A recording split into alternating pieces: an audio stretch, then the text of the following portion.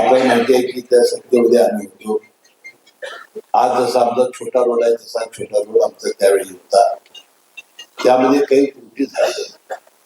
वास्तविक हा डीपीआर तयार करत असताना त्या काळमडी धरणापासून जे पाणी आपण उचललं तिथली नैसर्गिक परिस्थिती आणि तिथली हवामान त्याचा अजिबात विचारच केला गेला असं माझं स्पष्ट मत आहे.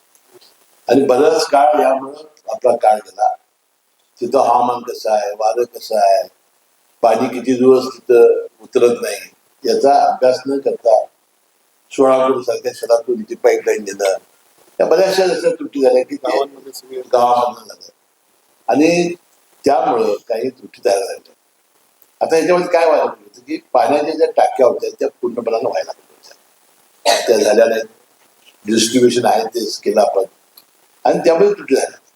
बाकीचं जे धनंजय माडिक साहेब असतील किंवा राजेश आरोप करतात त्याबद्दल जरूर त्याची चौकशी त्यांनी करावी, त्याचा काही सवाल नाही. सवाल काय आहे की ही करत असताना या गोष्टी दुर्लक्षित राहिलेल्या आहेत. मी काय इंजिनियर किंवा त्यातला तांत्रिक सल्ला हे नाही, परंतु जे मला वाटतंय तर अनेक वेळा मी शेवटी आम्हाला काळामा वाईट धरणावर जाऊन बघावं लागलं काय चाललंय.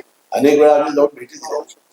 तर हे थोडस अभ्यास न होता हे झाला असं मला वाटतं.